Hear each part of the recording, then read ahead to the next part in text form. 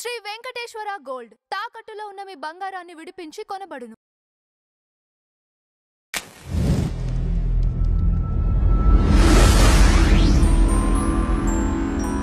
నమస్కారం లలిత్ గారు. నమస్తే సార్. ఈ వినాయక మండపాల దగ్గర నుంచి అండి, వినాయకుడికి సంబంధించిన ఆకారాలు కావచ్చు, లేదా రీసెంట్గా కల్లెడ గ్రామంలో ఒక ఆల్మోస్ట్ ఒక ఫ్యామిలీ మొత్తాన్ని వెలేశారు. ఓకే. ఇది ఒక 1000 రూపాయలు చందా కట్టలేదని చెప్పేసి. ఓకే. అసలు ఒక పక్కన మీరందరేమో కొంతమంది అందరు కలిసి హిందూ రాష్ట్రం కావాలని చెప్పేసి మీరు పోరాడుతుంటే, ఈ చిన్న వాళ్ళ దగ్గర ఇంకా వివక్ష చూపిస్తూ ఉంటే ఇది ఇంకా ఎప్పుడుకి పోతుంది?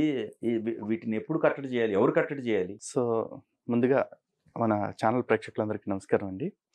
ఇక్కడ మీరు ఒక మాట అన్నారు, మీరందరూ హిందూ రాష్ట్రం గురించి ప్రయత్నిస్తుంటే ఇక్కడ ఈ వివక్ష చిన్నవాళ్ళ మీద చూపిస్తున్నారని. ఇది వివక్ష అంటానికి లేదండి. ఇది కొంతమంది వ్యక్తుల స్వార్థంతో వచ్చిన ఆలోచన. ఇలాంటివి ప్రతి మతంలో కూడా జరుగుతూ ఉంటాయి. ఈ రోజున పాస్టర్స్ వీడియోస్ మీరు చూస్తూనే ఉండుంటారు. దశంభాగాలు ఇవ్వకపోతే మీకు కష్టాలు తీరవు, అప్పులు తీరవు, మీరు రోగాలు పాలైపోతారు, మీ కుటుంబ సభ్యులు చచ్చిపోతారు, ఇట్లాంటివన్నీ చెప్పి మాయలు చేస్తా వాళ్ళ అట్లాంటి బెదిరింపులే. సో వాళ్ళు ఒక రకంగా చేస్తుంటే వీళ్ళు ఇంకో రకంగా చేస్తున్నారు. ఇప్పుడు ఈ తప్పుని ఎవరైనా సమర్థిస్తున్నారా? ఎవరు సమర్థించట్లా. మేమైతే 100% ఖండిస్తున్నాం. అది కల్లడి గ్రామంలోనే కాదు, ఎక్కడ ఏ మూల జరిగినా కూడా విగ్రహాన్ని పెట్టుకోవటం అనేది ఒక కొంతమంది సమూహం యొక్క ఆసక్తి. ఈ విగ్రహాన్ని బహిరంగంగా పెట్టుకుని ఆరాధన చేయటం అనేది నాడు బాల్ గంగాధర్ తిలక్ గారు ఒక సదుద్దేశంతో ప్రారంభించారు. ఇప్పటికీ కూడా ఎవరైతే ఆ సదుద్దేశాన్ని కలిగి ఉంటారో అలాంటి వాళ్ళు నిర్వహించే మండపం యొక్క లక్ష్యాలు మనకి స్పష్టంగా తెలుస్తూ ఉంటాయి.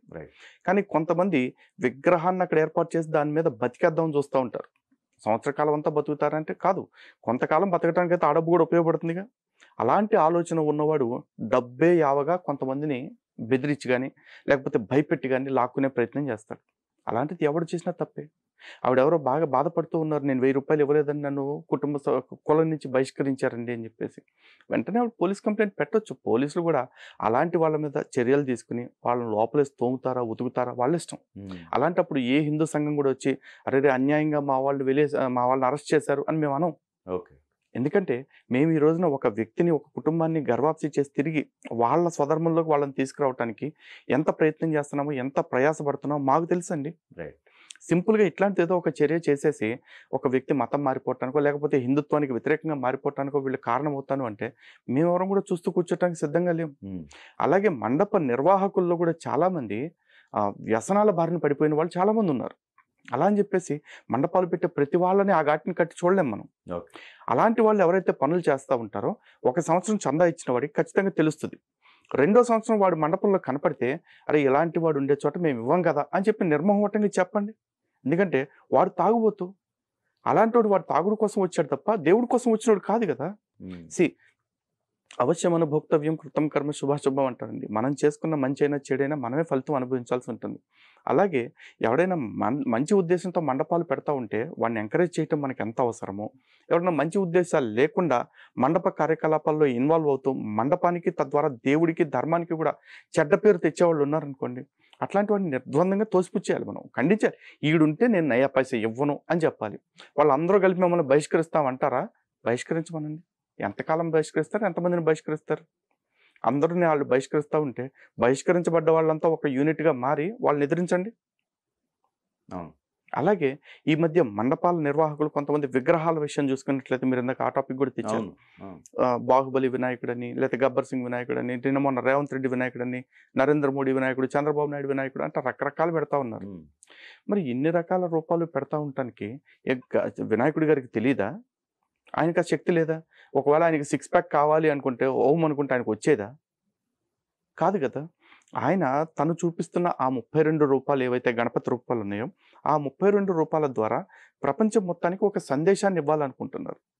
అంటే శూర్పకర్ణం వల్ల, లంబోదరం వల్ల, వక్రతుండం వల్ల, ఏకదంతం వల్ల రకరకాల సందేశాలు ఇవ్వాలనుకుంటున్నారు మానవాళి మొత్తానికి కూడా. మరి ఇప్పుడు ఈ విగ్రహాలు పెట్టడం వల్ల బాహుబలి లేకపోతే గబ్బర్ సింగ్ ఈ పెట్టడం వల్ల ప్రపంచానికి వస్తున్న సందేశం ఏంటి? పుష్ప అని స్మగ్లర్ సినిమా వినాయకుడు ఇవన్నీ చేస్తా ఉన్నారు. ఏంటి దానివల్ల వచ్చే సందేశం ఏంటండి? అండ్ నిజంగా భగవంతుడే కనుక ఫ్యాన్సీ డ్రెస్ వేసుకోవాలి, 6 ప్యాక్ కావాలి అనుకుంటే ఆయనకి సెకండ్ పని మీరు ఆయనకి ఇచ్చేదేంటి? ఈ ప్రపంచంలో ఉన్న ప్రతిదీ ఆయన మనకిచ్చిందే కదా. సో మండప ఏర్పాటు చేసేవాళ్ళు విలక్షణత పేరుతోటి విశృంఖలత్వానికి పాల్పడతా ఉన్నారు. అలాంటి వాళ్ళు ఎవరైతే ఉంటారో అలాంటి వాళ్ళకి నయా పైసా చందా ఇవ్వకండి. ఎవడన్నా వెలేస్తాము తొలేస్తాము అని చెప్పేసి నాటకాలు వేస్తా ఉన్నారు అనుకోండి, నిర్దాక్షిణ్యంగా పోలీస్ కంప్లైంట్ ఇవ్వండి. కాదు కూడదు అని చెప్పేసి ఇళ్ల మీదకి వచ్చి బెదిరిస్తా ఉంటే మీరే 10 మందిని కూడుకుని ఎరగతానండి పడేసి. అసలు డీజే సాంగ్స్ విన్నారా మీరు? డీజే సాంగ్స్ అవి కూడా కట్టడి చూస్తున్నానండి. అసలు నిమజ్జనం తీరులో కూడా చాలా దారుణమైన బిహేవియర్. గతంలో ఎప్పుడూ లేనంత నీచంగా ఈ సంవత్సరం చాలా మంది చేశారు. ఎందుకు జరిగిందో మాకు అర్థం కావట్లా. దీని మీద ఖచ్చితంగా హిందూ సమాజం కూడా ఒక అంటే ఎగ్జామినేషన్ చేసుకోవాలి, అబ్జర్వేషన్ చేసుకోవాల్సి ఉంటుంది, పునఃపరిశీలన. కారణం ఏంటంటే మాకు అందుతున్న సమాచారం ప్రకారం కొంతమంది మతం మారి పేర్లు మార్చుకొని బ్యాచ్, అలాగే కొంతమంది నాస్తికులుగా చెప్పుకుంటున్న బ్యాచ్ కూడా కొంతమంది హిందూ మండపాల్లో కావాలని ఇన్వాల్వ్ అయ్యి హిందూ ధర్మానికి చెడ్డ పేరు తేవటం కోసం ఇటువంటివన్నీ చేపిస్తున్నారు అని వింటున్నాం. ఇందులో 10 మంది హిందువులు ఉండి ఒక ఇద్దరు అన్ని మతస్థులు లేకపోతే నాస్తికులు ఉండొచ్చు. ఓకే, కానీ 10 మందిని ఇద్దరు చెడగొడటం పెద్ద మ్యాటర్ కాదండి. ఈ రోజున మనిషి ఎవడైనా సరే మంచి కంటే కూడా చెడుకి ఎక్కువ ఆకర్షితులవుతా ఉన్నాడు. బహుశా అటువంటి ఆకర్షణలకు లోనై వీళ్ళు ఇట్లాంటి తప్పుడు వర్తన చేస్తూ ఉన్నారా, లేకపోతే ఉద్దేశపూర్వకంగా వీళ్ళే ఎక్కువ మంది ఉండి ఇలాంటి పనులు చేస్తున్నారా? మొన్న ఒక చోట చూసా, వినాయకుడి గారి విగ్రహానికి చేతిని విరగొట్టి ఆ చేతిలో హారతి కర్పూరం పెట్టి హారతి ఇస్తూ ఉన్నారు. నెక్స్ట్ నిమజ్జనం చేసేటప్పుడు విగ్రహం పైకెక్కి తొక్కుతా ఉన్నారు నీళ్లలో పడేసి. ఇదంతా స్వామికి మర్యాద ఇవ్వటమేనా? అండ్ నెక్స్ట్ అసలు హిందూ సమాజం ఫస్ట్ అర్థం చేసుకోవాల్సింది ఏంటంటే ఇది గురువుల యొక్క బాధ్యత. ఇప్పుడు కారణం ఏంటంటే వినాయక చవితి పండగ అనేది బాలగంగాధర్ తిలక్ గారితో మొదలవల. అంతకుముందు కూడా వినాయక చవితి ఉంది. కానీ బాలగంగాధర్ తిలక్ గారు వచ్చి చేసింది ఏంటి, బహిరంగంగా మండపాలు పెట్టి అక్కడ విగ్రహాలని ఆరాధించటం. మరి 9 రోజులు బహిరంగ ఆరాధన చేసిన తర్వాత ఆ విగ్రహాలని అక్కడే పెట్టి గుడి కట్టేయలేంగా. ఎక్కడ పడితే అక్కడ గుళ్ళు కట్టుకుంటూ వెళ్తే ప్రతి చోట గుడిలాగా అయిపోతుంది, రోడ్లన్నీ బ్లాక్ అయిపోతాయి. కాబట్టి ఏం చేశారు, 9 రోజులు ఆరాధన చేసుకుని 10వ రోజున శాస్త్రోక్తంగా దాన్ని నిమజ్జనం చేసి నీటిలో కలిపివేయటం అని చెప్పారు. ఎందుకంటే ఆ రోజున మట్టి విగ్రహాలతో చేసేవాళ్ళు కాబట్టి. ఈ రోజున మనం మట్టి విగ్రహాలు అనుకుంటున్నాం, మట్టి విగ్రహాలు కూడా ప్లాస్టర్ ఆఫ్ ప్యారిస్ కంటే ఏం తక్కువ అవట్లేదంటే దాని నిండా కూడా ఐరన్ చెక్కలు అన్ని పెట్టే చేస్తా ఉన్నారు. నిజంగా మనం చేసే నిమజ్జనం వల్ల ఎన్ని జీవాలు చనిపోతాయి. ఈ మాట మాట్లాడితే చాలా మంది హిందువులు కూడా అంటారు, నువ్వు కూడా ఏంది నాస్తికుల్లాగా మాట్లాడుతున్నావు, ప్రకృతి ప్రేమికులు అని చెప్పుకునే వాళ్ళలాగా నాటకాలు వేస్తావు అని చెప్పేసి. నేను శాస్త్రబద్ధంగా మాట్లాడుతూ ఉన్నాను. ఇళ్లల్లో పెట్టుకునే వినాయకుడికి మనం ప్రతి సంవత్సరం ఒక విగ్రహం తెచ్చుకోవాల్సిన అవసరం లేదు, ప్రతి సంవత్సరం మట్టి విగ్రహం పెట్టుకోవాల్సిన అవసరం లేదు. ఇంట్లో నిత్యం పూజ చేసుకునే విఘ్నేశ్వరుడి విగ్రహం ఏదైతే ఉంటుందో వినాయక చవితి రోజు కూడా ఆ విగ్రహానికి విశేష పూజ చేసుకోవచ్చు. దాన్ని మనం నిమజ్జనం చేయాల్సిన అవసరం లేదు. ఎప్పుడైతే ఇళ్లల్లో వినాయకుల్ని పెట్టుకోవటం, ఇళ్లల్లో మట్టి విగ్రహాలను ప్రత్యేకంగా తెచ్చుకోవటం ఇవంతా తగ్గిస్తారో అప్పుడు ఈ విగ్రహాల పేరుతో జరుగుతున్న వ్యాపారానికి కొంత బ్రేక్ పడుతుందండి. నేను ఆ వ్యాపారస్తులు కడుపు కొట్టడం నా ఉద్దేశం కాదు. అట్ ద సేమ్ టైం మన ప్రకృతిని కాపాడుకోవటం కూడా మన బాధ్యత. వినాయక చవితి అంటేనే ప్రకృతిని ఆరాధించుకునేది. ఆరాధించుకోవటం అంటే కాపాడుకోవటమే నిజంగా ప్రకృతిని ఆరాధించుకునే పండగ. ఇటువంటి పండగ శాస్త్రం ఏం చెప్తుందో దాని ప్రకారం వెళ్ళండి. మట్టి ఇళ్లలో పెట్టుకునే విగ్రహాలకి మట్టి విగ్రహం పెట్టుకోవాలి, 9వ రోజు నిమజ్జనం చేయాలని నిబంధన ఏం లేదండి. వినాయకుడి గారి విగ్రహానికి వినాయకుడి గారికి విశేష పూజ చేయాలి. ఆ రోజు పత్రి తెచ్చుకోండి, పువ్వులు పూజ సామాగ్రి తెచ్చుకోండి, చక్కగా ఇంట్లోనే పాలవెల్లి మీద పెట్టుకుని విశేష పూజ చేసుకోండి. మళ్ళీ ఆ విగ్రహాన్ని యథాస్థానం స్థాపయామి అక్కడ పెట్టేసుకోండి. కానీ బహిరంగ వేదికల్లోకి వచ్చేపాటికి ఇట్లాంటి పెద్ద విగ్రహాలు పెడతారు కాబట్టి వాటిల్ని ఓవర్ నైట్ మార్చలేం కాబట్టి వాళ్ళకు కూడా కొన్ని సూచనలు పెట్టాలి. నిజానికి ఈ వినాయక చవితి అనేది ఐక్యతని పెంచడం కోసం తీసుకొచ్చింది. కానీ ఈరోజు ఐక్యత ఎక్కడ కనిపిస్తుందండి? ఇంటికో ప్రతి అపార్ట్మెంట్కో వినాయకుడు, వీధికో వినాయకుడు, కాలనీకో వినాయకుడు, మళ్ళీ ఊరికో వినాయకుడు. ఏం జరుగుతుంది ఇక్కడ? పోనీ ఏమన్నా మర్యాదపూర్వకంగా తీసుకెళ్ళి ఉద్వాసన చెప్తున్నారా, నిమజ్జనం చేస్తున్నారా? లేదుగా. మీకు భగవంతుణ్ణి మర్యాదపూర్వకంగా సాగనంపే శక్తి లేనప్పుడు, సాగనంపే నిష్ట లేనప్పుడు దయచేసి మీరు మండపాలు పెట్టకండి. లెక్క కోసం మండపాలు పెట్టాలని చిత్తశుద్ధున్న ఏ హిందువు అనుకోవట్లేదు. మాకు భక్తితోటి పెట్టేవాళ్ళు పెట్టండి, భక్తితోటి నిర్వహించండి, ఇదే మేము కోరుకునేది. ఇప్పుడు భగవంతుడి పాటలు పెట్టుకోవటం అనేది ఒక రకమైన ఆరాధన. ఎందుకంటే నవవిధ భక్తి రీతుల్లో శ్రవణం, కీర్తనం, విష్ణోహ స్మరణం, పాదసేవనం అని చెప్పారు. అందులో వినటము పాడటము కూడా అది ఒక రకమైన భక్తే. కాబట్టి మంచి పాటలు పెడితే అవి వినటం కూడా మాకు భక్తే. కానీ మీరు మండపాల దగ్గర పెడుతున్న పాటలు ఏంటి? ఐటమ్ సాంగ్స్ పెడుతున్నారు కొంతమంది. అవును. దీని గురించి మాట్లాడుతుంటే అన్య మతస్థులు చాలామంది ఇదేనారా మీ భక్తి, ఇదేనారా మీ మండపాలు అని మాట్లాడుతూ ఉన్నారు. ఆ గాడిద కొడుకులకి అర్థం కావాల్సింది ఏంటంటే మా భక్తి మాకుంది. కానీ మా భక్తి ముసుగులోకి మీలాంటి వాళ్ళ చేత ప్రేరేపితమైన కొంతమంది చిల్లరగాళ్ళు వచ్చి మా భక్తిని కలుషితం చేసే ప్రయత్నం చేస్తున్నారు. మీ ఆటలు కూడా ఎక్కువ రోజులు సాగనివ్వరా, అన్నీ చూస్తూ ఉన్నాం, అందరు బెండు తీస్తాం, ప్రతి దాన్ని కంట్రోల్లోకి తెచ్చుకుంటాం. మీకు ఖైరతాబాద్ దగ్గర కావచ్చు, లేకపోతే కొంచెం ఓవర్‌గా ఫ్లోటింగ్ ఉన్న చోట ఈ వీళ్ళేం చేస్తారంటే రద్దీ ఉంటది కదా! అక్కడికి ఆ లేడీస్‌ని ప్రైవేట్ పార్ట్స్ టచ్ చేస్తూ చాలామంది అల్లరి గ్యాంగ్స్ రీసెంట్‌గా ఏదో కేసు కూడా అయినట్టుంది కదండి. షీ టీమ్స్ రంగంలోకి దిగాయి. ఆ, షీ టీమ్స్ రంగంలో వాళ్ళంతా మానిటరింగ్ చేశారు. కేసులు కూడా చాలా కేసులయ్యాయండి. పెట్టారు. So, doubt. అసలు వీళ్ళంతా ఎవరు? అసలు హిందువులైనా? లేతే అన్య మతస్థులా? లేతే ఏం జరుగుతుంది అసల? పర్వర్ట్స్ అన్ని చోట్ల ఉంటారండి. ఓకే. ఒక మతానికి ఆపాదించాల్సిన అవసరం ఏం లేదు. ఓకే. కారణం ఏంటంటే మనిషికి ధర్మం మంచే చెప్తుంది. కానీ ఆ ధర్మాన్ని అందరూ ఆచరించాలని రూల్ లేదుగా. ఇప్పుడు ద్రోణాచార్యుడు అనే ఒకే గురువు దగ్గర కౌరవులు నేర్చుకున్నారు, పాండవులు నేర్చుకున్నారు.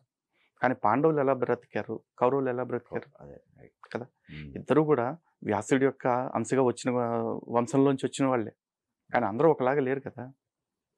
సో అదే రామాయణం కూడా చూసుకోండి. రావణాసురుడు, విభీషణుడు ఒకే తండ్రి సంతానం.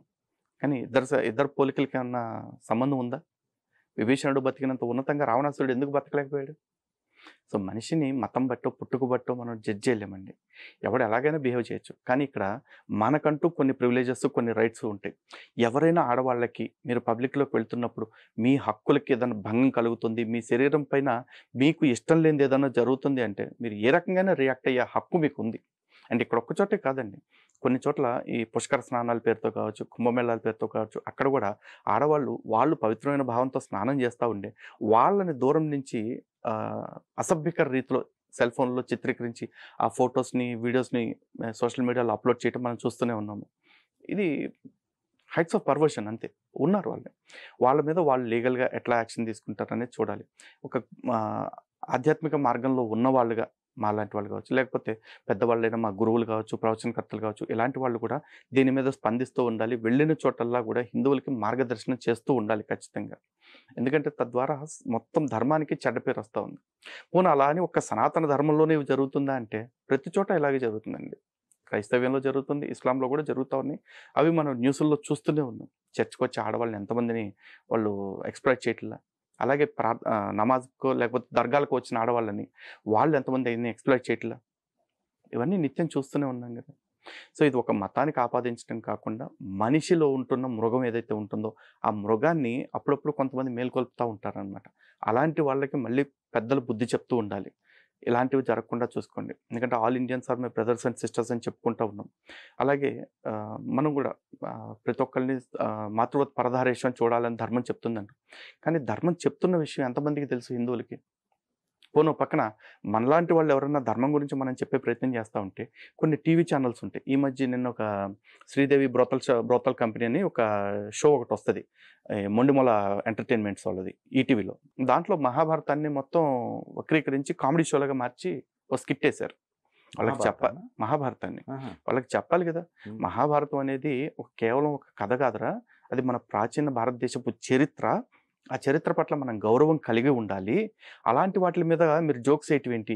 ఇప్పుడు నేను శ్రీదేవి అదేదో కంపెనీ పేరు ఏదో ఉందండి, శ్రీదేవి డ్రామా కంపెనీ. దాన్ని నేను శ్రీదేవి బ్రోతల్ కంపెనీ అంటున్నా. ఇప్పుడు ఆడి మనోభావాలు దెబ్బతినవా? ఆ ప్రొడ్యూసర్ ఎవడైతే ఉన్నాడో వాడికి కావచ్చు, లేకపోతే డైరెక్టర్ ఎవడైతే ఉన్నాడో వాడికి కావచ్చు, వాడికి మనోభావాలు దెబ్బతినాలా? ఇప్పుడు ఆడు నా మీద కేసు పెట్టాలా? అప్పుడు నేను మాట్లాడాలా వాడి గురించి, మరి ముండా కొడకల్లారా మీరు చేసింది ఏంట్రా అని చెప్పేసి. చూస్తున్నా ఎవడు రియాక్ట్ అవుతాడు. ఏం జరిగింది? శ్రీదేవి డ్రామా కంపెనీ అనే ఒక కామిక్ షో, ఒక దాన్ని ఏమంటారు, అది జబర్దస్త్ టైప్ ఒక షో, రియాలిటీ షో జరుగుతోంది. దాంట్లో మహాభారత ఘట్టాన్ని, అంటే ధృతరాష్ట్రుడు గాంధారీదేవి కూర్చుని తర్వాత కౌరవులు పాండవులు పాచికలు ఆడుతున్న సందర్భాన్ని చాలా అసభ్యకర రీతిలో, అవమానకర రీతిలో ఆ పాత్రలను చూపిస్తూ, అంటే డబుల్ మీనింగ్ డైలాగ్స్ తోటి క్యారెక్టరైజేషన్ చేయటం జరిగింది. దాని మీద హిందూ సమాజం నుంచి తీవ్రమైన వ్యతిరేకత వస్తూ ఉంది. బట్ స్టిల్ ఇప్పటికీ యూట్యూబ్లో నుంచి కానీ, లేకపోతే ఈటీవీ వన్లో నుంచి, విన్ యాప్లో నుంచి కానీ ఆ షోని తొలగించట్లేదు. అంటే హిందువుల మనోభావాల పట్ల ఆ ఛానల్కి కానీ, ఆ మొండిమొల ఎంటర్టైన్మెంట్ సోడికి కానీ, లేకపోతే కంపెనీ షో చేసే వాళ్ళకి కానీ ఎంత చులకన భావం ఉందో చూడండి. ఇదే షో ఒక ప్రవక్త గురించో లేకపోతే యేసుక్రీస్తు గురించో చేసి ఆ షో కంటిన్యూస్గా వాళ్ళు అలా ఉంచగలుగుతారా? అరే ప్రవక్త గురించి ఒక స్టేట్మెంట్, ప్రవక్త అని పేరు వాడకుండా స్టేట్మెంట్ ఇచ్చినందుకే నుపూర్ శర్మని చంపేస్తా ఉన్నారు, నవీన్ జిందాల్ లేపేస్తా ఉన్నారు, రాజాసింగ్ని చంపేస్తా ఉన్నారు, కన్నయ్యలాల్ లాంటి వాడిని చంపేశారు ఏకంగా. మరి హిందువుల విషయంలో ఎందుకని ఇంత అలసత్వం? అంటే మేము కూడా చంపటం తప్ప ఇంకో దిక్కు లేదు అనే పరిస్థితికి వస్తే తప్ప వీళ్ళు మారరా? ఆ పరిస్థితి దాకా తెచ్చుకోవద్దనే కదా మేము చెప్పేది. ఓకే. మరి ఇలాంటివన్నీ ఎందుకు చేస్తున్నారు? అంటే మేము మంచిని చెప్తూ ఉంటే మంచి చెప్పడానికి ఉపయోగించుకోవాల్సిన ఇతిహాసాలని వీళ్ళు ఇలా వక్రీకరించి చేస్తూ ఉన్నారు. ఇంకా సమాజంలో మార్పు రమ్మంటే ఎందుకు వస్తుందండి? సమాజంలో అలా ఆడవాళ్ళని ప్రైవేట్ పార్ట్స్ మీద తాకేవాడు తప్ప ఆడవాళ్ళని తల్లిగా భావించేవాడు ఎందుకు దొరుకుతాడు? యాక్చువల్గా ఇది ఇప్పుడు కాదండి, ఆది నుంచే ఇతిహాసాలని సినిమాల్లో వ్యంగ్యంగా చిత్రీకరించడం ఆది నుంచే జరిగిన పొరపాటే. ఆ పొరపాటే కంటిన్యూ అవుతా ఉంది, లేకపోతే ఇంకోటి అదే అనుకోవచ్చు. అది ఆ రోజుల్లోనే గనక ఇలాంటి సినిమాలు తీస్తే మక్కిలు ఇరిచేస్తాం కొడకల్లారని చెప్పి రిచేస్తుంటే బహుశా ఈ రోజున అలాంటి సినిమాలు తీసేవాళ్ళు వచ్చేవాళ్ళు కాదేమో. ఆ రోజున అలసత్వం వహించడం అంటే ఈ రోజు తరానికి పూర్వం భారతదేశంలో ఒక స్త్రీకి అవమానం జరిగితే ఒక రాజ్యాన్ని లేపేశారా, దేవుడి దగ్గరుండి లేపిచ్చేశాడు అన్న విషయం తెలియాలిగా.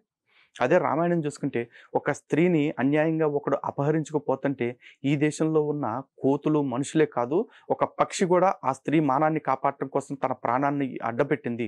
జటాయువు అనే పక్షి రావణాసురుడితో పోరాడి తన ప్రాణాన్ని విడిచిపెట్టేసింది. ఈ దేశంలో ముక్కు మొహం తెలియని స్త్రీ కోసం కూడా ఆనాడు అంత పోరాటం జరిగిందంటే ఈరోజు మన ఆడబిడ్డను కాపాడుకోవటానికి మనం ఎంత పోరాటం చేయాలి అన్న ఒక సందేశం నేటి తరానికి నేటి జాతికి వచ్చేదిగా. కానీ ఇతిహాసం పట్ల విలువ తీసేయటం వల్ల ఇటువంటి విలువల పట్లే విలువలు పోతా ఉంది. మరి ఎవరు మార్చాలి వీటిని? బాధ్యత కేవలం హిందూ సంఘాలకి ప్రవచనకర్తలకైనా, ఈ మీడియా ఛానల్స్కి, రాజకీయ నాయకులకి, లేకపోతే మేధావులకి లేదా? నేపాల్ విషయానికి వస్తే నేపాల్లో ఆ విధ్వంసం, సో అది అవినీతి ఒకటేనా, ఇంకా వేరే కారణాలు ఉంటాయండి? ఒకటి దేశంలో ఏం జరిగిందనేది కారణాలు పక్కన పెడితే కనపడుతున్న కారణం అయితే అవినీతి మీద పోరాటము అని చెప్పేసి అంటున్నారు. ఇదంతా పెద్ద ఫార్స్ అని నేనైతే అంటానండి. అవినీతి మీద పోరాటం అని చెప్పి వీళ్ళంతా చేసిన పని ఏంటి? దొమ్మిలు దోపిడీలు. ఈ దొమ్మిలు దోపిడీలు ఉద్యమం పేరుతోటి చేసిన వీళ్ళంతా అవినీతి మీద పోరాటం చేశారా?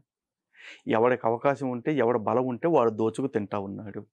వీళ్ళకి ఎదురు తిరిగే అవకాశం వచ్చింది, ఎదురు తిరుగుతున్నారు. కానీ ఈ అవకాశాన్ని అడ్డంగా పెట్టుకుని కొంతమంది భారతదేశంలో ఉంటున్న చిల్లర గాడిద కొడుకులు, గుంట నక్కలు ఇదిగో పక్క దేశంలో నేపాల్లో తిరుగుబాటు చేశారు, బంగ్లాదేశ్లో తిరుగుబాటు చేశారు, పాకిస్తాన్లో తిరుగుబాటు జరిగింది, మరి మనం ఏం చేస్తున్నాం అని చెప్పి మాట్లాడుతున్నారు. వీళ్ళకి నిజంగా సిచ్యువేషన్ అర్థం కావట్లా. ఒకప్పుడు ఈ పాకిస్తాను, ఈ బంగ్లాదేశ్, ఈ ఆఫ్ఘనిస్తాను, ఈ నేపాల్, ఇటు పక్కనున్న ఈ శ్రీలంకలో కూడా అవినీతి మీద పోరాటం జరిగింది. అధ్యక్షుడిని తరిమి కొట్టారు. ఈ దేశాలన్నీ కూడా ఒకప్పుడు భారత్ని ఇబ్బంది పెట్టడమే పనిగా బతికేవి. ఓ పక్కన ఈ తమిళ ఇష్యూ కావచ్చు, లేకపోతే నేపాల్ వాడు ఇంకో ఇష్యూ కావచ్చు, బంగ్లాదేశ్ వాడు ఇంకో ఇష్యూ కావచ్చు, చొరబాట్లు కావచ్చు, ఏదైనా కానీ నరేంద్ర మోడీ గారు, అజిత్ దోవల్ గారు ఇట్లాంటి వాళ్ళు వ్యూహాత్మకంగా గత 10 ఏళ్ల నుంచి చేసిన పని వల్ల వాళ్ళు మన ఇబ్బంది పెట్టడం మానేసి వాళ్ళల్లో వాళ్ళే, అంటే మన గురించి ఆలోచించే సమయం కూడా వాళ్ళకి లేకుండా వాళ్ళల్లో వాళ్ళకే పడిపోయి ఇప్పుడు వాళ్ళ అంతర్గత సమస్యలతోటి వాళ్ళే సతమతం అవుతూ ఉన్నారు. సో ఇక్కడ అర్థం చేసుకోండి, భారతదేశంలో ఎందుకు ఆ పరిస్థితి లేదు, ఆ దేశాలకు ఎందుకు ఆ పరిస్థితి వచ్చింది అంటే భారతదేశంలో సుస్థిరంగా ఉన్న వ్యవస్థ. ఇక్కడ అవినీతి జరుగుతుంది అంటే ముఖ్యమంత్రుల్ని, మాజీ ప్రధానమంత్రుల్ని కూడా కోర్టులకు లాగారు, జైలుకి పంపించిన సందర్భాలు ఉన్నాయి. నిన్న మొన్న చూసుకుంటే మధుకూడ కావచ్చు, లేకపోతే లల్లు ప్రసాద్ యాదవ్ కావచ్చు, జగన్మోహన్ రెడ్డి కావచ్చు, హేమంత్ సోరెన్ కావచ్చు, చివరికి అరవింద్ కేజ్రీవాల్ కూడా జైలుకి వెళ్ళి వచ్చాడుగా. అసలు ఇప్పుడు ఇంకోటి లేటెస్ట్గా జైలుకి వెళ్తే పదవి తీసేయాలని కూడా అమెండ్మెంట్ కూడా వస్తుందిగా. ఇలాంటి అమెండ్మెంట్స్ తీసుకొస్తూ రాజ్యాంగంలో కూడా మార్పులు తెస్తూ నరేంద్ర మోడీ గారి ప్రభుత్వం మంచి సుపరిపాలన వైపు అడుగులేస్తూ ఉందిగా. మరి ఇవన్నీ స్వాగతించకుండా మనం కూడా అలాగే తిరుగుబాటు చేయాలంటే చేయండి కొడకల్లారా. తిరుగుబాటు చేస్తే ఏమవుద్ది? ఈ దేశంలో తిరుగుబాటు చేయడానికి మీలాంటి తీరుబడి ఎక్కువైన కుక్కలే కాదు, ఈ దేశాన్ని కాపాడుకోవాలి, ఈ దేశపు ఆత్మగౌరవాన్ని నిలబెట్టుకోవాలనుకుంటున్న మాలాంటి ఆ స్వాభిమాన శక్తులు కూడా ఉన్నాయి. మేము చూస్తూ కూర్చుంటామా? లేదండి. అండ్ ఇంకోటి, అవినీతి చేసినా కూడా అక్కడ అడగటానికి వ్యవస్థలు లేవు. మీరు పాకిస్తాన్లో చూడండి, సరైన ప్రజాస్వామిక వ్యవస్థ కాదు. బంగ్లాదేశ్లో ప్రజాస్వామ్య వ్యవస్థ పటిష్టంగా లేదు. నేపాల్లో ఆ పరిస్థితి లేదు. శ్రీలంకలో ఉన్నా కూడా దాన్ని నిర్వీర్యం చేసేసుకున్నారు. కానీ భారతదేశ ప్రజాస్వామ్య వ్యవస్థ ఎంత బలంగా ఉందంటే 75 ఏళ్ల నుంచి ఇక్కడ ఎవడు కూడా గుత్తాధిపత్యం చేస్తూ నిరంకుశత్వం చూపించాలంటే చూపించలేకుండా పోయారు. మధ్యలో ఒక్కసారి ఇందిరాగాంధీ గారు ఒక ప్రయత్నం చేస్తే ఆవిడికి దేశ ప్రజలందరూ కలిసి ఏ విధంగా బుద్ధి చెప్పారో కూడా 83లో చూశారు.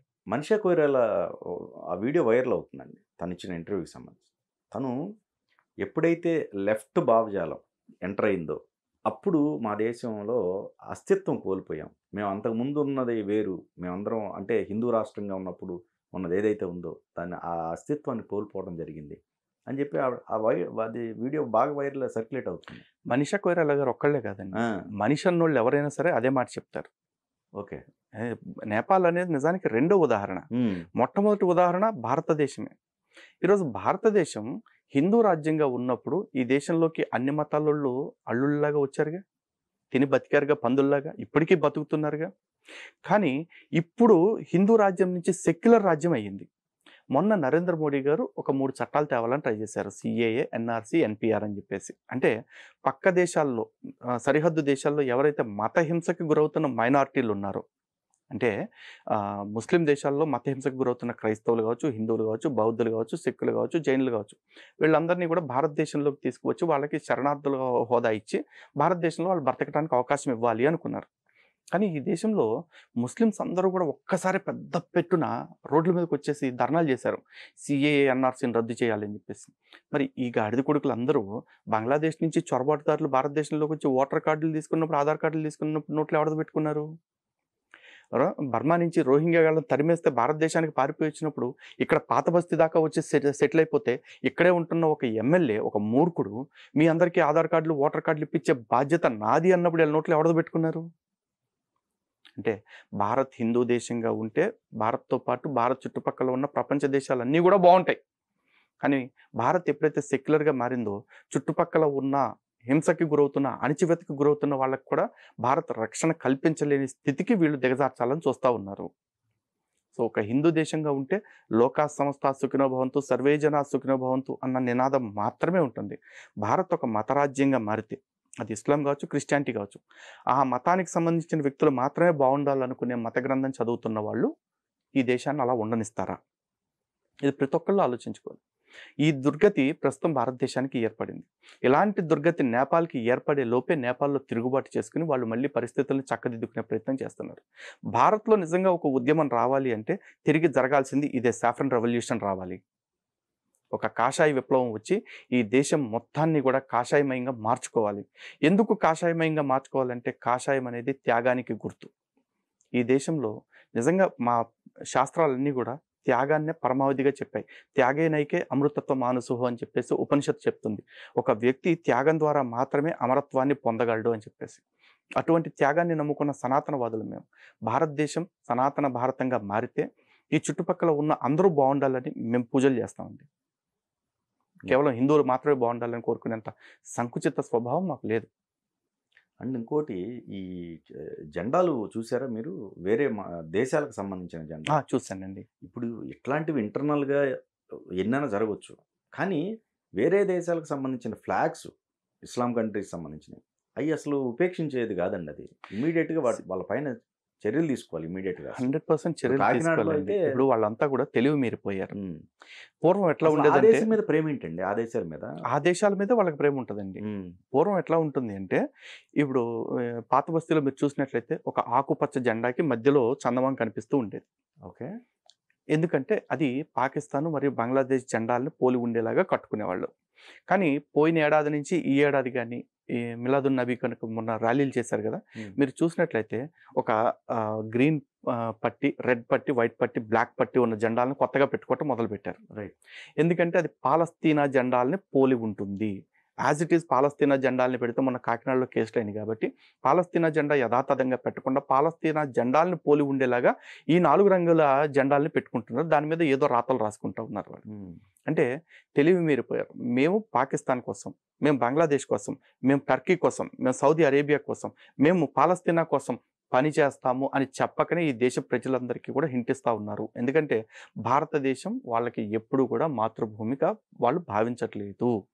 And at the same time వీళ్ళందరికీ ఈ అహంకారం రావడానికి కారణం ఏంటి అంటే, పార్లమెంటు సాక్షిగా ఇక్కడ అసదుద్దీన్ ఓవైసీ అనే వ్యక్తి జై పాలస్తీనా అని చెప్పేసి అన్నాడు. జై భారత్ అని అనని వ్యక్తి, జై భారత్ మాత అని చెప్పని వ్యక్తి జై పాలస్తీనా అని పార్లమెంట్ వేదికగా చెప్పి ఈ దేశపు సార్వభౌమాధికారాన్ని ప్రశ్నించాడు. అతని మీద ఏమైనా చర్యలు తీసుకున్నారా? అరే పార్లమెంట్లో పక్క దేశం భజన చేసినోడికి, అది పక్క దేశం కూడా కాదు, ఇప్పుడు ప్రస్తుతం మన మిత్ర దేశం కాని దేశానికి భజన చేసినోడికి మనం ఏ శిక్ష విధించలేకపోయాం, సరైన కేసులు పెట్టలేకపోయాం. మరి ఒక ఎంపీనే ఏమీ చేయలేని వాడిని ఒక రోడ్డు మీద ఎవడన్నా తిరుగుతుంటే వాడిని ఏం చేయగలుగుతాం మనం? రేపు వాడు అదే క్వశ్చన్ చేస్తాడు. పార్లమెంట్లోనే అన్నాడు కదా, ఏం తప్పే ఉంది అంటాడు. ఆ రోజే వాడి మీద సరైన చర్యలు తీసుకుని ఉంటే ఈ దేశపు సార్వభౌమాధికారం ముందు ప్రపంచంలో ఉన్న ఏ ఆస్తి అయినా మాకు దిగదొడిపే, మా కాలి గోటితో సమానం అనే భావన గనక భారతీయుల్లో పెంచి ఉంటే ఖచ్చితంగా వాడు ఆ మాట మాట్లాడి ఉండేవాడు కాదు.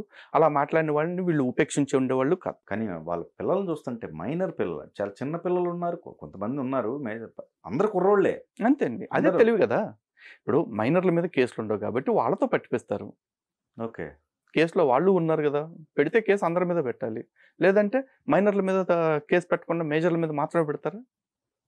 పట్టుకున్నారు అనుకోండి, మొన్న ఆయన ఫారూక్ షుబ్లీ గారు చెప్పట్ల అమాయకత్వంతో తెలియక చేసిన పని ఆ జెండా పట్టుకోవటం అని చెప్పి కాకినాడలో ఆయన అన్నారు. అమాయకత్వంతో అట్లా కూడా చేస్తారా? వదిలేయమని.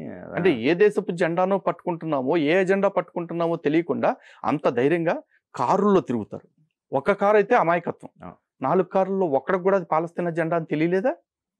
ఎవరిని సార్ పిచ్చోళ్ళని చేస్తారు ఈ జనాల్ని? జస్టిస్ బిఆర్ గవాయ్ గారు ఒక స్టేట్మెంట్ మీరు విన్నారా? అది ఢిల్లీలో క్రాకర్స్కి సంబంధించింది. అది క్రాకర్స్ అక్కడ కాల్చొద్దని చెప్పేసి ఒక పిటిషన్ ఎవరో వేశారు.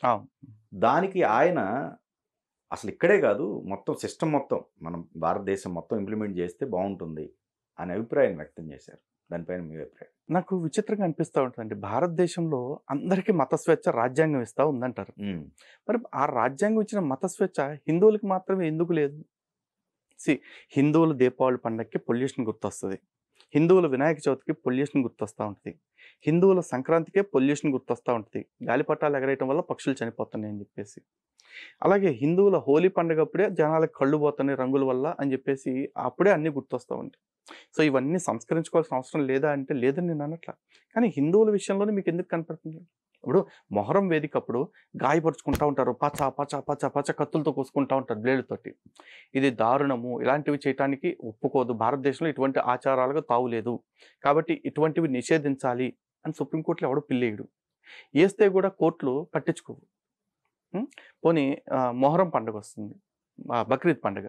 బక్రీద్ పండుగప్పుడు రోడ్ల మీద కోస్తా ఉంటారు మేకల్ని, కోళ్ళని, అన్నిటిని, జంతువులన్నిటిని కూడా. మరి యానిమల్ వేస్ట్ బోల్డ్ అంతా అక్యుములేట్ అవుతూ ఉంది. ఆ రోజున ఎవరు వచ్చేసి ఇదిగో పర్యావరణం మొత్తం పాడైపోతుంది కాబట్టి వీటిని నిషేధించండి అని ఎవరు అనట్లేదు. ఒకవేళ అడిగినా కూడా కోర్టులు పెద్ద పట్టించుకోవట్లేదు. ఎందుకంటే ఖురాన్లోని కొన్ని భయంకరమైన వర్సెస్, అంటే ఇతరులను చంపేయండి, నరికేయండి అని చెప్తున్న వర్సెస్ ఏవైతే ఉన్నాయో వాటిని నిషేధించాలి అని కొంతమంది పిటిషన్ వేస్తే ఆ ఖురాన్లోని ఆ వచనాలను మాత్రమే తొలగించుకోండి, ఇవి ఎందుకంటే భారతదేశపు సౌభ్రాతృత్వాన్ని దెబ్బతీస్తున్నాయి అని చెప్పొచ్చు. కానీ కోర్టు ఏముంది, ఇది మతపరమైన అంశం, మేము జోక్యం చేసుకోలేము అని చెప్పి అంటున్నారు.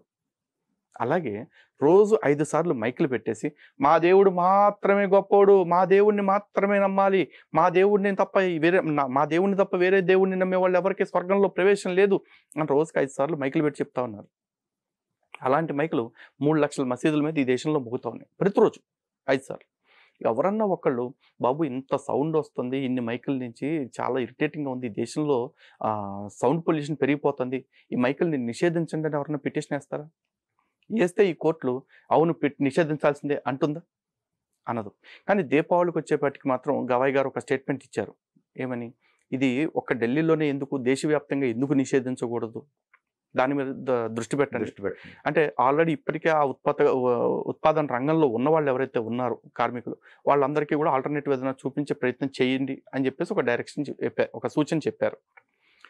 ద సేమ్, ఎందుకంటే ఈ చాలామంది వితండవాదం చేసేవాళ్ళు హిందువుల్లో కూడా అంటారు, దీపావళి అంటే దీపాలను వెలిగించడమే తప్ప టపాకాయలను కాల్చడం అనేది ఎసెన్షియల్ రిలీజియస్ ప్రాక్టీస్ కాదు అని చెప్పేసి. మరి ఖురాన్ ప్రకారం మసీదు కట్టడం, మసీదు పైన మైక్ పెట్టి మైకుల్లో రోజుకి 5 సార్లు అరవటం ఎసెన్షియల్ రిలీజియస్ ప్రాక్టీసా? ఖురాన్ రాసే టైంకి మైకులు ఉన్నాయా? మరి లేవుగా. పోనీ ఖురాన్ ప్రకారం చూసుకున్నా కూడా సంగీత పరికరాలు, సంగీత వాయిద్యాలు, సంగీతం అనేది హరాము. మరి వాటికి వినియోగించే ఆ మైకుల్ని, సౌండ్ సిస్టమ్ని వాళ్ళు వినియోగించడం హరాం కదా? మరి వాళ్ళ మత గ్రంథం ప్రకారం రెఫరెన్స్గా తీసుకుని వాటిని నిషేధించండి. ఎవరన్నా చేస్తారా? చేయరు. కానీ హిందువుల్ని లోకులుగా ఉన్నోని కాకులు పొడిస్తే అని హిందువులకి మాత్రం ప్రతిదీ వీళ్ళు ఏం చేయాలో చెప్తారు. చివరాఖరికి హిందూ వ్యవస్థల్ని, ఆలయాలను కూడా ప్రభుత్వాలు వాళ్ళ గుప్పెట్లో పెట్టుకుని మనం రోజుకి ఎన్నిసార్లు హారతి తెచ్చుకోవాలి, ఎన్ని హారతి కర్పూరం బిళ్ళలు వేయాలి, ఎంత నూనె వేయాలి, ఇట్లాంటి వాటిల్లో కూడా కాళ్ళు ఏళ్ళు పెడతా ఉన్నారు. అంటే అందరి మత స్వేచ్ఛని ఆయా మత గ్రంథాలు నిర్వహిస్తూ ఉన్నాయి. కానీ హిందువుల మత స్వేచ్ఛను మాత్రం ఐపీసీ సెక్షన్సా? ఇది చాలా బాధాకరమైన విషయం అండి.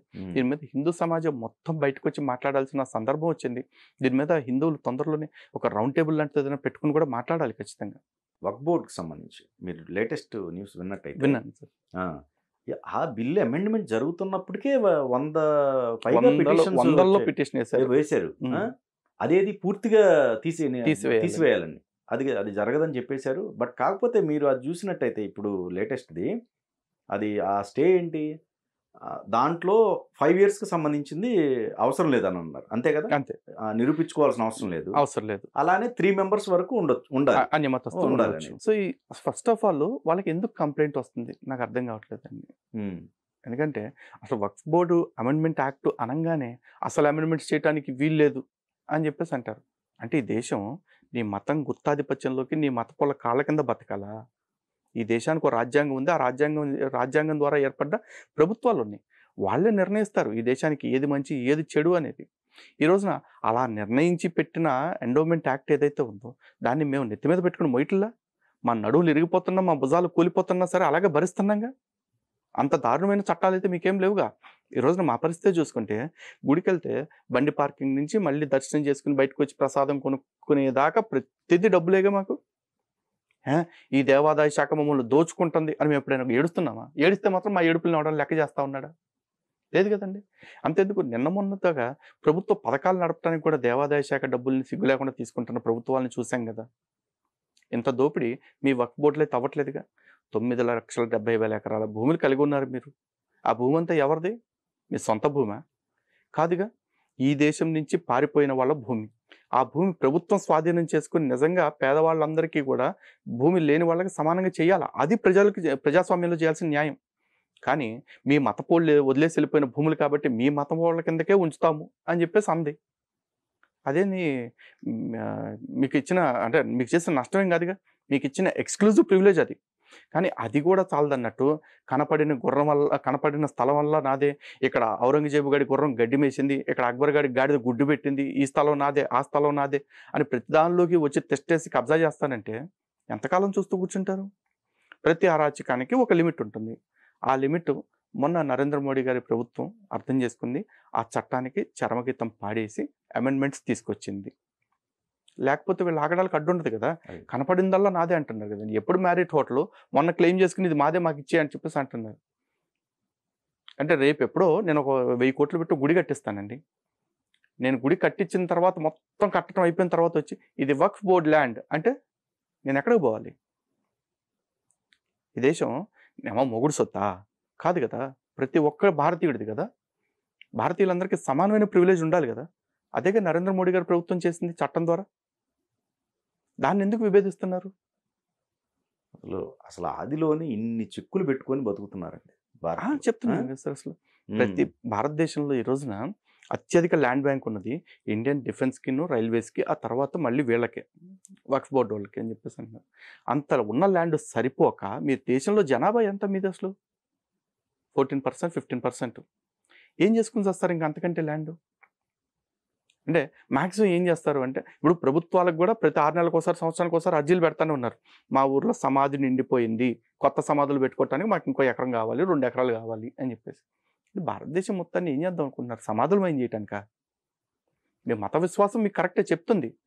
కానీ పెరుగుతున్న జనాభా దృష్ట్యా, పెరుగుతున్న ప్రపంచ దీని దృష్ట్యా చూసుకుంటే భూమి అయితే పెరగట్లేదుగా. మరప్పుడు ఉన్న భూమిని సద్వినియోగం చేసుకోవాలిగా.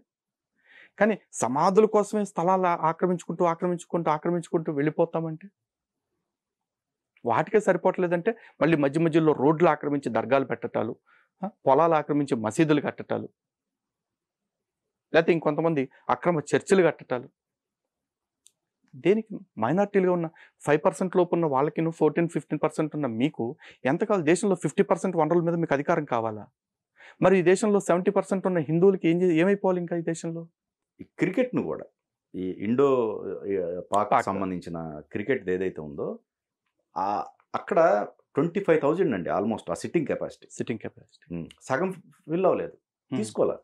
ఆపరేషన్ సింధూర్ ఏదైతే జరిగిన తర్వాత అసలు కొంతమంది అయితే అసలు అవసరమా ఆ దేశంతో క్రికెట్ ఆడటం ఎందుకు? టోర్నమెంట్ మ్యాచ్ ఎక్కడ జరిగిందండి? ఇప్పుడు ఇక్కడండి దుబాయ్‌లో. నాకు చూడలేదు కాబట్టి నాకు తెలీదండి. బట్ థింగ్ ఈజ్ మ్యాచ్ అయితే నేను జరగదగిందని నేను అనుకోవట్లా. పాకిస్తాన్‌ని అంతర్జాతీయంగా బహిష్కరించాల్సిందే, వెలేయాల్సిందే. పాకిస్తాన్ అనేది ఒక అంటరాని దేశము. పాకిస్తాన్‌ని అసలు ప్రపంచ దేశాలు అన్నీ కూడా వెలేసేయాల్సిన పరిస్థితి. అంత నీచమైన దేశం ప్రపంచంలో, అంత రోగ్ నేషన్ ఇంకోటి లేదు. అటువంటి రోగ్ నేషన్ తోటి మనకి మ్యాచ్ ఆడాల్సిన అవసరం లేదండి ఖచ్చితంగా. నేనైతే దాన్ని స్వాగతించట్లేదు. లేదు, ఒకవేళ క్రీడా స్ఫూర్తితోటి ఆడారు అనుకుంటే గనక ఓకే, మీరు ఆడుకోండి. అది 2 టీమ్స్‌కి సంబంధించిన విషయం. బట్ నాట్ 2 కంట్రీస్‌కి సంబంధించింది కాదు. And at the same time అక్కడ ఎవరైతే 50% రాలేదు అన్నారో, ఆ వెళ్ళాలన్న ఆలోచన లేక 50% సీటింగ్‌తో ఆగిపోయిన అంటే ఆ ప్రజలందరికీ కూడా అభినందనలు తెలియజేస్తున్నా. మీకు ఇక్కడ గమనించినట్టయితే ప్రతి సందర్భంలో మ్యాచ్ ఆడటం, ఒకవేళ విన్ వాళ్ళైతే ఇక్కడ సంబరాలు వీళ్ళు చేసుకోవటం ఎంత అవసరమా అనిపిస్తూ ఉంటుంది ఒక్కోసారి. మిగతా సందర్భాలు వేరే. భావోద్వేగాలు మొన్నటి దాకా కూడా దాయాది దేశం అన్న దృక్పథంతోనే ఉన్నాం. కానీ మొన్న ఒకసారి పహల్గాం దాడి జరిగిన తర్వాత ఇంకా దాయాద్ దేశం ఏంటంటే దరిద్రపు దేశం. అయితే దరిద్రపు దేశంతో మనకి సంబంధాలు ఎందుకు ఉండాలి? అసలు అవసరం లేదు. పాకిస్తాన్ వాడు వాడి అవసరం కోసం ఎవరి కాళ్ళ మీద అయినా పడతాడు. ఈజ్ అ బూట్ లిక్కర్ కదా. అమెరికా బూట్ లిక్ చేస్తాడు, China boot liquor, Russia boot liquor వాడితో మనకేంటండి అసలు? నేనైతే దీన్ని పాజిటివ్గా చూడట్లేదు. ఓకే, దీనికి క్రీడా స్ఫూర్తికి ఎటువంటి సంబంధం లేదండి. క్రీడా స్ఫూర్తి అనేది కూడా దేశాల మధ్య ఉండాలి, ద్రోహుల మధ్య కాదు. పాకిస్తాన్ అనేది పక్కా ద్రోహపు దేశం. ఇప్పుడు బాప్టిజం తీసుకున్న వాళ్ళు ఎవరైతే ఉన్నారండి, వాళ్ళు ఆ టైంలో మేము తెలియక తీసుకున్నామండి, సరే మళ్ళీ మేము అంటే మా హిందుత్వంలోకి మేము రావాలంటే వచ్చే అవకాశం ఉందా తిరిగి అని చెప్పేసి వాళ్ళకి ఒక డౌట్ రేజ్ చేస్తున్నారండి. నిరభ్యంతరంగా రావచ్చండి. బాప్తిజం తీసుకుని బయటకు రావటం వల్ల ఏదో ఒక చెడు జరుగుతుంది అన్న భ్రమను వేడండి. ఎందుకంటే బాప్తిజం తీసుకోవటం వల్ల ఏ మంచి జరగదు. అలాంటిది బాప్తిజం విడిచిపెట్టేయటం వల్ల, బాప్తిజం తీసుకుని కూడా తిరిగి సనాతన ధర్మంలోకి రావటం వల్ల ఏదో నష్టం జరుగుతుందన్న భయంలోకి అయితే ఉండాల్సిన అవసరం లేదు. నేను బాప్తిజం తీసుకున్న వాడిని. నేను ఆ మతాన్ని అని కొట్టేసి బయటకు వచ్చేసాను. నేను దర్జాగా ఉన్నా, ప్రశాంతంగా ఉన్నా, సంతోషంగా ఉన్నా. నాకు ఇప్పుడు టార్గెట్లు లేవు. నాకు ఫస్ట్ ఏం చెప్తారు మతం మారేదాకా, నువ్వు క్రీస్తుని సొంత రక్షకుడిగా అంగీకరిస్తే నీకు పరలోక రాజ్యంలో స్థానం దొరుకుతుంది అంటారు. నేను మతం మారిన తర్వాత నువ్వు ఎంతమంది ఆత్మల్ని రక్షించావు అనేది ప్రభువుకు లెక్క చెప్పుకోవాలంటారు. నేను ఈడికి ఎందుకు లెక్కలు చెప్పుకోవాలండి?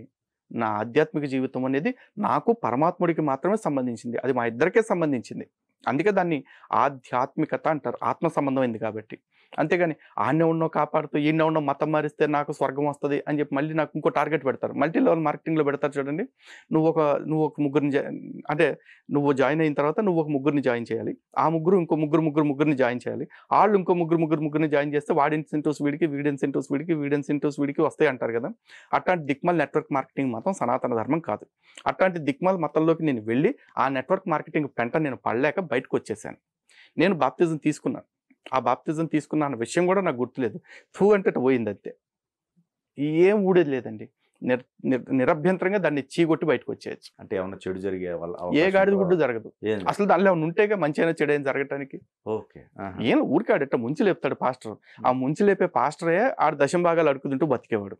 ఆ ముంచి లేపే పాస్టరే చర్చికి వచ్చిన ఆడవాళ్ళ చీరలు కొట్టేసి, చర్చికి వచ్చిన ఆడవాళ్ళ గొలుసులు కొట్టేసి, చర్చికి వచ్చిన ఆడవాళ్ళ మానాలు తీసుకుని బతుకుతున్నాడు. దీంట్లోనే ఎక్కువ కన్వర్షన్ జరిగినట్టుంది దాంతో కంపేర్ చేసుకుంటే. అవును కదా, వీళ్ళు ఎక్కువ అంటే ఎక్కువ మంది ఈ పని మీద బతుకుతున్నారు కదండి. ఇప్పుడు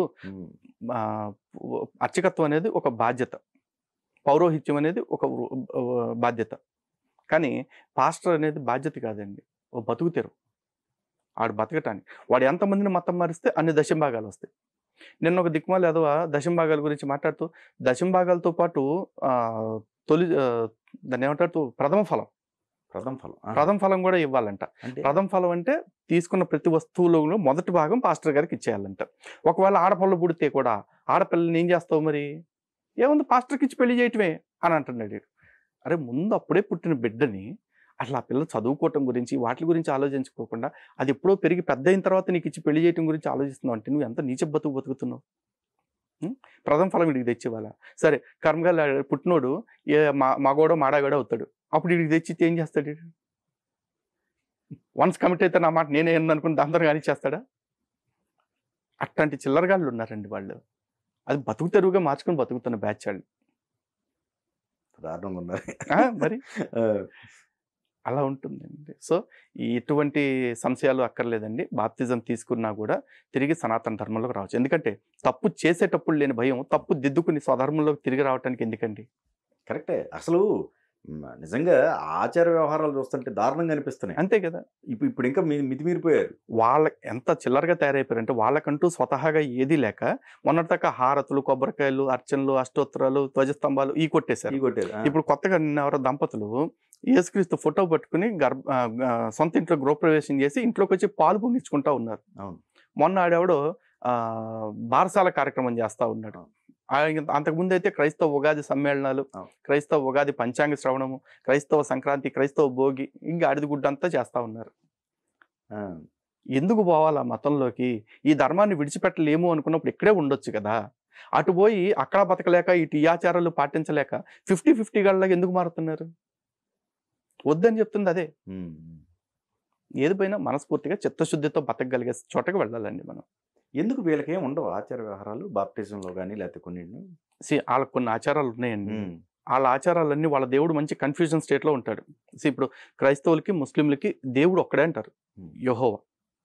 ఆ తర్వాత వాళ్ళకి ప్రవక్తల పరంపరలో అబ్రహాము ముగ్గురికి ఒక్కడే అని చెప్తారు. వాళ్ళ పరంపరలో వాళ్ళ దేవుడు ఫస్ట్ ఏమనుకున్నాడు? కంటికి కన్ను పంటికి పన్ను అనే సిద్ధాంతం చెప్పాడు. తర్వాత మళ్ళీ యేసుక్రీస్తు అనే ఆయనలాగా ఆయనే వచ్చాడని చెప్తారు. యెహోవానే యేసుక్రీస్తు అని చెప్తాడు. యేసుక్రీస్తు వచ్చేసి కంటికి కన్ను పంటికి పన్ను అనేది పాతకాలపు సిద్ధాంతం కొట్టివేయబడింది. ఇది కృపాకాలము. ఇక్కడ మనిషి క్షమించుకోవాలి, ప్రేమ ద్వారా జయించాలి అని చెప్పాడు. మళ్ళీ ఓకే అనుకున్నారు. మళ్ళీ ఒక 400 సంవత్సరాల తర్వాత, ఒక 500 సంవత్సరాల తర్వాత మళ్ళీ మహమ్మద్ ప్రవక్త వచ్చారు. ఆయన వచ్చి లేదు నేను తెచ్చిందే అంతిమ దైవ గ్రంథము, నేను తెచ్చిందే అల్లా యొక్క సందేశము. అల్లా ఏమంటున్నాడంటే తప్పు చేసిన వాడిని దొంగతనం చేస్తే చేతులు నరికండి, రేపు చేస్తే తల నరికండి అని చెప్తున్నాడు. మళ్ళీ కంటికి కన్ను పంటికి పన్ను సిద్ధాంతం తెచ్చాడు యెహోవా గారు అల్లా పేరుతో. అంటే ఒకసారి చంపటం కరెక్ట్ అనిపించింది, తర్వాత క్షమించడం కరెక్ట్ అనిపించింది, మళ్ళీ చంపటం కరెక్ట్ అనిపించింది. అంటే దేవుడికి స్థిరత్వం లేదుగా. పోనీ తర్వాత ఆచారాలు చూసుకున్నాం అనుకోండి. పాత నిబంధన ప్రకారం చూసుకుంటే కింద కటింగ్ చేసుకోవాలి, సున్నత్ అని చెప్పేసి అంటారు. అదొక ఆచారం ఉంది. ఆ ఆచారం పాటిస్తుంటే అందరికీ పెయిన్ వస్తుంది కాబట్టి యేసుక్రీస్తు వచ్చేసి అబ్బో చాలా నొప్పిగా ఉంది, వద్దు, ఇక నుంచి బాప్తిజం తీసుకుంటే ఒప్పందం కుదిరినట్టే అన్నాడు. సరే అక్కడి నుంచి సున్నత ఆపేశారు. మళ్ళీ మహమ్మద్ ప్రవక్త గారు వచ్చేసి ఎబ్బెబ్బెబ్బెబ్బే బాప్తిజం లేదు, ఇదంతా హంబక్కు, మనం సున్నతే చేసుకోవాలి, కటింగ్ చేసుకోవాలని మళ్ళీ చెప్పారు.